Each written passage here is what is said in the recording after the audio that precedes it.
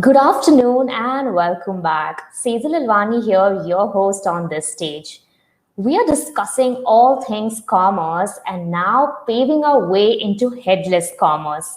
The architecture that headless commerce offers brands is freedom of expression to build better platforms. Most importantly, it enables brands to enrich customer experience. Headless commerce is becoming very popular globally, but how can you leverage and unlock your D2C growth through this? Here is where Green Honchos comes to picture with their award winning strategies, envious clientele, and stellar conversations. I now invite Naveen Joshua, co founder and director at Green Honchos, to walk us through how D2C brands can actually ace their headless commerce game. Welcome, Naveen, and over to you. Hi, everyone. Thanks for that kind, lovely introduction. It's been a vibrant forum over the past day and a half, and great job with hosting them, bringing the D2C fraternity together over some insightful discussions. I'd like to, utilize the next 15 to 20 minutes just talking about headless commerce and really in business context, why should we care about it? Because it's not as common in the Indian landscape, but is with the D2C scale and the world of e-commerce changing. You might even say that it has lost its head, which is where headless commerce has a wordplay. But D2C is in the midst of exponential growth globally as businesses are facing the challenge of scale. There is a move towards this architecture, which is a microservices, loosely coupled architecture. We can talk about it a bit more without getting too technical or boring, hopefully over the next 20 minutes. And I'm happy to take questions along the way, if any, to make it less monotonous. So, in a brief, what is, this headless commerce about? I've tried to put it all in one slide at a high level. And how does it not confuse businesses? So basically, consumers are getting used to consuming content and making purchases through various devices, apart from legacy platforms that are struggling to keep up with the demands of the customer. The digital landscape is more focused on the consumer than ever before. As shopping is happening apart from the website, there's mobile, there's social commerce, there's IoT channels now. So traditional platforms may struggle to be nimble enough to adapt to these touch points within a short time span. Organizations that rely on e-commerce as a core part of their business model are looking to adapt and keep it competitive. So basically, the front end or the head, is the user interface, or it could be social or digital or IoT, as we said, can be updated and changed on the fly without really interfering with the back end. So it essentially provides enterprises more flexibility to create unique experiences. So, I can give some examples from what we've seen. We are working with one of the leading ethnic wear brands that, typically, in the last year, there have been businesses in the last 12 to 18 months that have hit the 50 CR, 100 CR, 200 CR mark, pretty much even at being close to zero before that. So that's really inorganic in nature.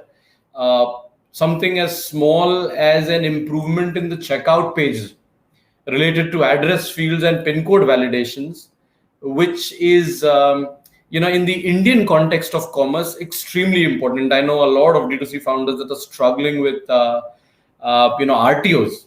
So we had seen a pretty much overnight 30% improvement in conversion on the same marketing spend or bang for the buck with, pretty much the top ethnic women wear brand.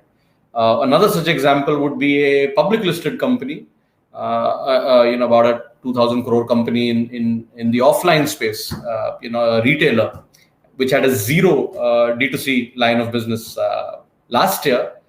But because of its repeat customer loyalty and because of a true omni-channel enabled experience, scaled up to 8,000 orders a day. That even pretty much surprised them in terms of their customer being available for them, even through the online channels. So these are use cases that we are looking in at day in and day out. So I'd like to share how some of the businesses that have actually hit that scale problem, because it is an eventuality. Small and medium businesses don't yet hit that of what we call as which are the points of failure really in your D2C journey, and how do you really identify it. Getting back to that, basically in the ecosystem, there typically are 2 or 3 stakeholders. One would be the direct custodians, the daily warriors of the business close to it. Then there are the impacted allied functions or partners in the business that help the direct custodians. And then you've got the ecosystem of either all of us or your real ecosystem that is invested in the success stories or the associated problems of your growth. We will talk about that, but really certain categories of businesses have really large catalogs. They could be FMCG, they could be fashion, they could be essentials, they could be health and wellness. Those kind of businesses are already facing the problems of scale, and not just order scale, but the scale of the catalog itself or SKUs. Is their platform hosted off a single server? Are they extracting large data sets or reports of large record sets? Is there back-end activity, round the clock or intensive order management? These are all core operational tasks. As they hit thousands of orders a day, how does their operational tasks for the team get impacted? And that's what we want to discuss over the next 10 to 15 minutes. We've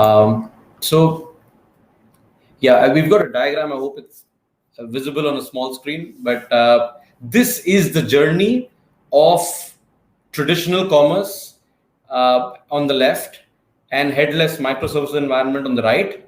And really in between, we've got, the word retro itself brings about a lot apart from music, but traditional retrofitted for headless, where, there were, and I'll talk through this a bit more, what we mean. This encapsulates the journey of what were the common operating modules, things like your product information management system, or your PIM, as we call it these days, your search, your checkout, your admin panel, your promotions module.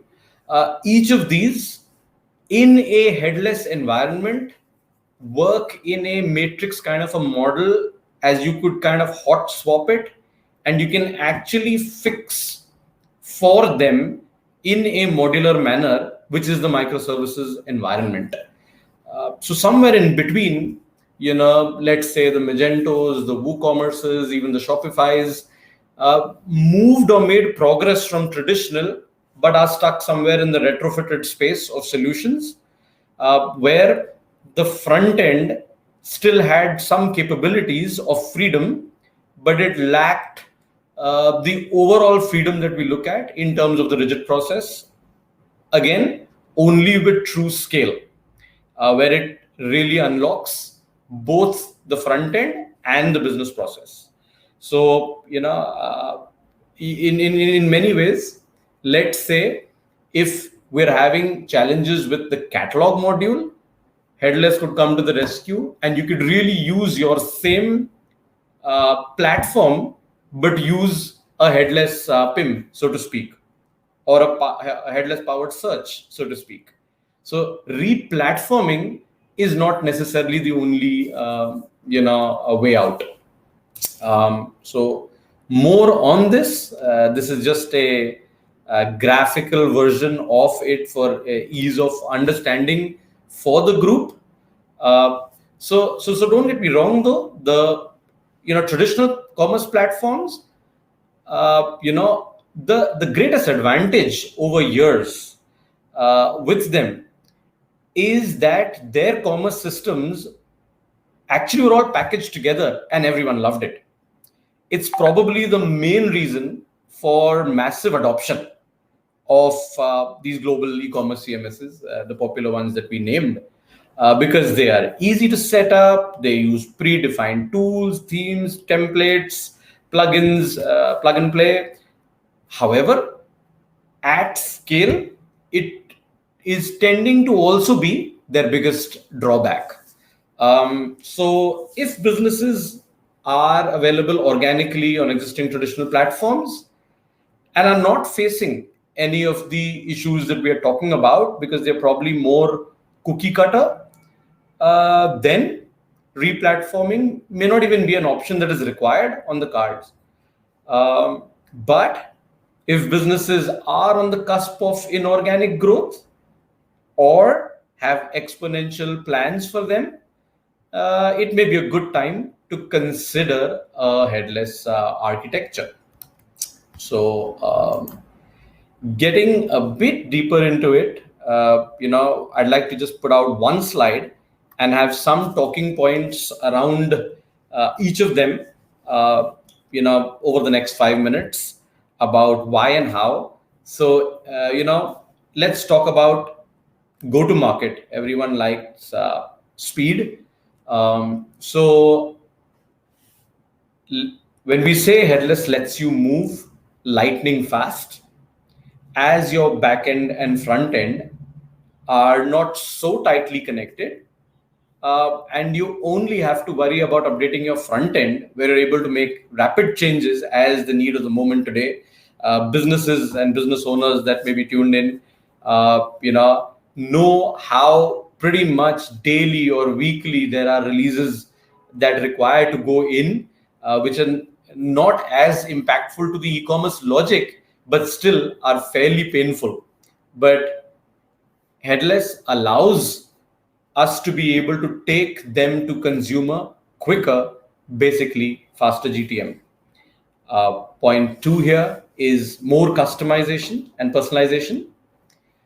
We talk about how it may be easier for if imagine if your developers wanted to use any front end, be it Vue, React, Angular, Nuxt. How could they have used it across the common platforms, because they are better, in terms of being light for commerce. So, and how could they bring your brand's look and feel and vision to light? So, there are certain compatibility issues of front end with back ends on traditional platforms. Headless can factor for all of it. So we talked about developer and programming language or framework. It's a similar point. But the other point here is talent. How do we get, I'd use an example here. For example, the larger marketplaces, let's say, they were already set in a microservices based headless environment right from the start, because they knew they were a platform. They probably used another module for their login, another module for their checkout, another module for their authentication, and they were all built on different tools and technologies. So there were small teams working, and multiple of them on different stacks, and they had their own journeys as well. So that's a similar concept to what we are talking as an advantage. Point four here could be, a misnomer, or even what you can call as music to your ears, which is headless could be cheaper, and definitely cheaper at scale. I'll give you a case and example. Let's say you're doing a flash sale, and you may see traffic spikes. You would need your cart module, your payment module to scale independently to meet that temporary demand, so to speak. And you may also want it to scale back down during quieter periods as per your promotional calendar. So here is where a headless solution will be cheaper at scale. In India, there is so much of opportunity basis the festival calendar or event season to eventize that this could end up being a major opportunity. So yeah, point five here, integrate with tools. There are, best in class, whether it is fraud detection with India as an RTO model, where there is so much of returns, and brands always want to figure out what payment modules, what payment types, which customer sets do we offer these solutions to, basis their past history, basis any such efficiencies. There are best-in-class tools out there that could be easier to glue together and orchestrate within a seamlessly working environment, rather than having to change your full e-commerce stack, in a modular fashion. So just a couple of more points here on the benefit statement. Optimization. We talk about customer behavior moving fast, and for businesses wanting to keep up with that. I'll give you a couple of examples of us on the consumer side. Amazon Prime, Netflix, two prime examples of content that we access pretty much daily, and where there is constant iteration in the user experience when we are accessing those apps. And they're constantly doing it in user groups, seeing what works for certain markets. Ever thought as to why should we not be able to offer a similar flexibility, for e-commerce, for constantly improving experiences and A/B testing? So, we believe, and we have seen how headless commerce has allowed for that to be able to test quicker within different user groups, even front end. Last but not the least here, actually second last, which is transactional functionality. So today, I think even in, between yesterday and today, we had great, sessions and masterclasses around video commerce, live commerce. So we do know that we are in an age where commerce can be plugged in to any content that is out there. There could be blog content, there could be influencer content. There is so much around health and wellness that has products and purchase on the other side. So content to commerce can also be seamlessly enabled without really thinking of the traditional e-commerce platforms, and can be enabled via a headless environment, so to speak. And definitely the eighth, where it crumbles really is conversions and website performance.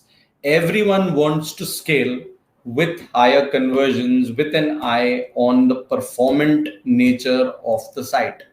Our customers give us feedback immediately on this. There are tools out there, public tools from Google, Lighthouse, Core Web Vitals. All of them put us out there to be able to measure our businesses on a daily basis. They have an impact on ROAS, as we come to know, on unit economics. So the speed and the performance of the site, because of less code baggage and a modular environment, is one of the key decision-making pointers for businesses that are heading towards real scale.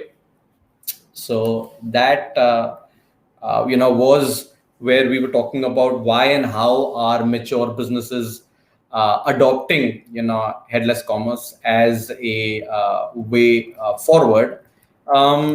So yeah, I mean, I was talking to you about examples of how specialized services could get seamlessly integrated for higher efficiency, and implemented on certain, use cases. Things like exit intent offers, which are also customized for India landscape. I think e-commerce conversion rate, if you compare India versus the rest of the, versus let's say emerged markets like US and Europe, I think is a notch lower and that's a great opportunity. There's no reason for it to be a notch lower. There is a lot more to be done on the user flow. And when we talked also about omni-channel, I think it is the next big wave of unleashing D2C brands and seeing higher conversions for them through a true omni-channel experience. In India again, I think omni-channel, when we talk about it, we really talk about omni inventory and omni fulfillment. But the true global context of the word is the omni experience to the customer that is yet to unlock itself through the commerce platform. As brands grow and move into hundreds of crores of D2C business and thousands of orders, increase month on month, I do believe these rough edges will also begin to get handled much better. So I'm trying to now conclude here in the next 5 minutes, but really the 4 words we have here is flexibility, allowing tech to work on their own stack for their own modules, how easy it would be, and that's where tech is moving to, rather than one monolithic structure as an architecture. Restrictions in terms of the modules. For example, if you're using a WooCommerce or a Magento product information management system, you could hot swap it if you've got a larger catalog that is underperforming. If you want to upload catalog and pricing changes multiple times a day if required, let's say if we are doing hourly events or what have you, is it slowing down the system because is it on a single server? It could be done even there. And last but not the least, faster GTM. So these would be the 4 areas of thought. What's the takeaway here? How can you think if these problems resonate, and if you are looking at that scale already in it or planning for it, what should you guys do? What should we do together? Speak to your developers, discuss the single points of failure. Our CTO believes that database is usually the suspect. Ask if your key modules can be developed standalone. And last but not the least, evaluate the options for headless commerce out there. There are global options available. So that would be one of those. And how to even check whether you need it. Apart from having conversations, is you can stress test the website at scale even now. And the other is just setting the benchmark on conversion, probably, let's say something random, 25-30% higher than it is right now. Can you have different journeys and use cases that can be enabled on the fly for you to be able to test and check? So, if you're able to do that on your existing systems, then they're good to go, good to scale. And if you're challenged in this area, then this may be something to look at for scale. That would be our recap of the current situation. So the question is headless commerce right for you, for me, or for a business? I run a D2C business as well. If any of the reasons that we discussed are on your e-commerce strategy wish list, then a move to headless may be right for you. In addition to choosing, there are other trade-offs to also consider. It may not be right for everyone. It's not a one-size-fits-all. If you're looking for an all-in-one generic solution where you get everything in a box, then a traditional platform will be a good choice for you as well. So I'd like to conclude at this point at the 25-minute mark. I'll be glad to further help and provide a detailed guide that comprises all the other major considerations that businesses or business owners can take into account for those may be interested, to evaluate, this path. We have a lot of use cases of brands using headless commerce architecture, and would be glad to share our learnings as well. So I could thank you for that. So I do see a lot of questions, and if the organizer could come in, and I could take the questions here. So one of the questions here I can see, Sejal, should I just take them up for the next 4-5 minutes? Yes, take it up. So we can save that time. You can read it and answer them. Sure. So one of them asks, is headless commerce a CMS or an ML chatbot? So it's not a chatbot. We're really talking about the transaction platform itself, Manu. So if I've answered that, would love to take that up separately as well for a more detail, so that I can answer more questions. One of them asked by Navya is a headless implementation more future-proof than more traditional e-commerce architecture? Yes, I do think, from at least where we are coming and what we've seen with the use cases across the globe, actually, even someone like a Salesforce Commerce Cloud is championing this, globally. I do believe that there are certain problems, off scale that it absolutely solves for. And if anyone is thinking at this point of the way the D2C market is, it's a good time to think of scale and being future-proof at this point. There's another question by Preksha. Are there other types of headless implementation? What is the hybrid concept? Great question. I will note it. It might take me 10 minutes to answer that. So I will, through the chat, answer that separately one-on-one post this. Another question by Divya. Do you think a D2C brand integrates headless commerce, should it in an initial stage, given the budget constraint they have? So I do know that, it's a very important business question because, everyone wants to do proof of concepts and then scale. So yeah, as I said, re-platforming may not be necessary. When and if you hit certain problems in certain stages, headless can come in a modular fashion there before you decide to switch headless completely. And I also did mention that it may be a bit of a misnomer that headless is costlier. The total cost of ownership, or the TCO, could actually end up being cheaper, especially when you're looking to scale. So